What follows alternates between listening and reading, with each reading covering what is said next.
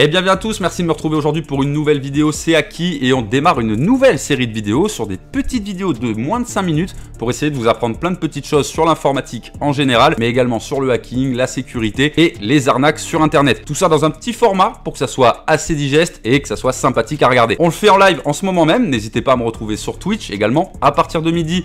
Lundi, mardi, jeudi, vendredi, normalement, donc n'hésitez pas à nous rejoindre, on emmerde des arnaqueurs. Première vidéo de notre nouvelle série, ça va être sur les plus grands coups faits par des pirates informatiques. Des trucs assez impressionnants et auxquels on n'aurait pas pensé tout seul. Je vous laisse vous installer très tranquillement, nouvelle intro, merci à tous, let's go.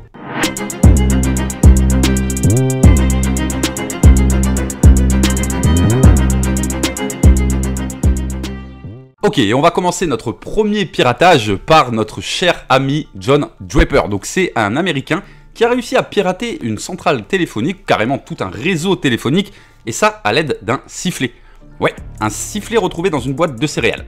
L'histoire se passe dans le début des années 1970 et notre cher ami John va réussir à pirater la compagnie AT&T. Donc c'est une compagnie comme Orange de nos jours, Pamplemousse, et c'est quelque chose qui de nos jours est complètement impossible. Pour bien comprendre ce qu'il a fait, il a utilisé donc le sifflet qui siffle à une certaine fréquence, 2600 Hz, et c'était exactement la fréquence utilisée par cette compagnie de téléphone. Grâce à ça, il pouvait faire croire à la compagnie qu'il avait déjà raccroché le téléphone, alors qu'en fait, il continuait à passer des appels illimités.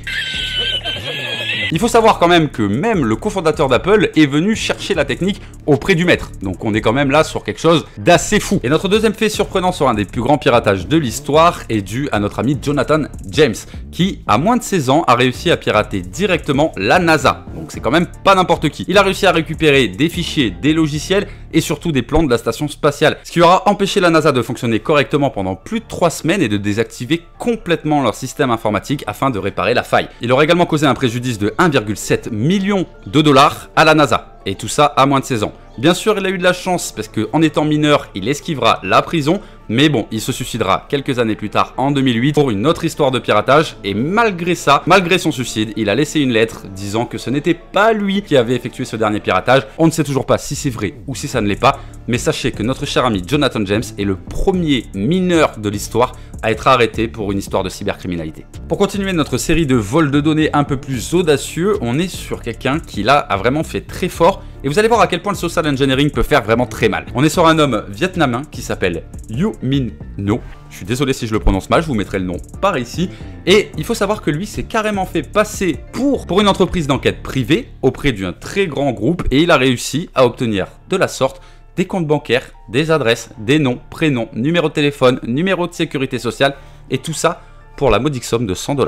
Donc c'est quand même plutôt pas mal. Il faut savoir que par la suite et juste à cause de cette attaque, plus de 200 millions de données personnelles ont été touchées juste pour une erreur humaine.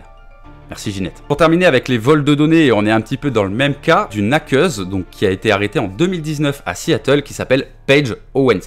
Donc elle a fait la même chose, elle s'est fait passer pour une entreprise privée de recherche et d'enquête et elle a réussi à récupérer comme ça 80 000 comptes bancaires, données personnelles, solde tout compte, etc. Et même des IBAN. Le prochain cas de piratage un petit peu particulier et assez fou a été fait par un enfant de 15 ans. Michael Kals, il a fait ça depuis chez ses parents et il a lancé des attaques DDoS, donc des attaques déni de service qui vous permettent de ne plus accéder aux sites ciblés. Et il a lancé ça quand même sur Amazon, Yahoo, Dell et la CNN, juste pour citer quelques exemples. Il leur a fait perdre en tout 1,7 milliard de dollars et tout ça en quelques minutes parce qu'il a pu les rendre indisponibles pendant 3 heures, pas plus. Mais ça a largement suffi à causer énormément de dégâts et à faire sa renommée. Notre cher ami aura été arrêté au début des années 2000 et condamné à 1 an de probation et quelques intérêts généraux. Forcément, on va pas le mettre en prison, c'est un mineur. Encore une histoire assez cocasse de piratage et elle a été réalisée par notre ami Kevin Poulsen qui a réussi à hacker plusieurs fréquences radio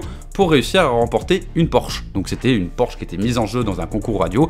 Il fallait être le 102e appelant pour gagner la Porsche. Et bien sûr, il a coupé la ligne des téléphones de tout le monde et il s'est permis d'appeler 102 fois jusqu'à que ça tombe sur lui.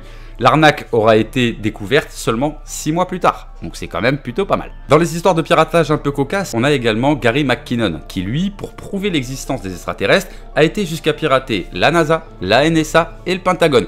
Et tout ça pour trouver rien du tout. Enfin si, il a trouvé la porte de la prison, mais ça, fallait s'y attendre. Petite histoire de piratage un peu ratée, et celle des Anonymous qui ont promis qu'ils allaient détruire Facebook. Malheureusement, Facebook est toujours là. Pour parler de piratage et un petit peu plus proche de chez nous, on peut se rappeler également de l'attaque qu'avait effectuée l'État islamique sur la Télé 5 Monde. Donc là, c'était encore une erreur humaine. Malheureusement, c'est forcément quelqu'un de chez TV5 qui a cliqué sur un lien qui a donné accès aux hackers. Cette histoire n'est pas claire, mais voilà, ça a fait quand même beaucoup de vent et ça s'est passé chez nous. Donc on va en parler. Pour terminer notre histoire des plus grands hacks de l'histoire, on ne peut pas oublier de parler de Kevin Mitnick. Alors l'histoire assez drôle avec Kevin Mitnick, c'est qu'il a réussi à infiltrer un réseau de l'ARPANET. Donc l'ARPANET qui est le réseau internet de base qui avait été développé par l'armée. Donc il a réussi à rentrer dedans, il avait accès à absolument tout, mais il faut savoir qu'il a pris que 6 mois de prison car une modification de données n'avait été constatée, donc ils l'ont entre guillemets laissé tranquille. Mais il ne s'est pas arrêté là. En 1987, il a été encore une fois arrêté, et cette fois-ci pour avoir volé du code source d'une très grande entreprise, le Digital Equipment Corporation. Cette fois-ci, il a appris un petit peu de ses erreurs et il avait un peu plus brouillé ses pistes en jouant avec du IP spoofing. Donc il avait récupéré l'adresse IP d'un autre PC pour faire croire que c'était lui. Pas de chance, l'entreprise avait un très bon ingénieur qui avait justement paré à cette éventualité et ont réussi à retomber sur lui. Il faut savoir également qu'il a fait une erreur humaine, comme d'habitude. Il a joué un petit canular en voulant appeler le patron de cette société en lui faisant croire que toutes ces données avaient été volées. Pas de chance, en faisant ça, il a alerté les informaticiens. Et pour la petite anecdote, il faut savoir que c'était un informaticien japonais qui s'était occupé de le retrouver et qui est allé jusqu'à se déplacer en Californie avec une antenne pour trouver la fréquence du téléphone de Mitnick. Et c'est comme ça qu'il a été arrêté. Ça, c'était quand même fort, les gars. C'est quand même fort. Voilà, cette première vidéo de notre nouvelle série touche à sa fin. Alors bien sûr, il en manque beaucoup. Il y a plein de piratages absolument exceptionnels qui ont été faits. On ne peut pas rassembler tout le monde. Mais on pourra refaire une autre vidéo sur des trucs un petit peu plus insolites, ce genre de choses. J'espère en tout cas que ce petit format vous aura plu. N'hésitez pas à me le faire savoir en commentaire, à partager au maximum, bien sûr, et à nous rejoindre, comme d'habitude, sur Twitch à partir de midi, tous les jours de la semaine quasiment. Portez-vous bien. Faites attention à ce que vous faites sur Internet. Prenez soin de vous. Ciao, ciao!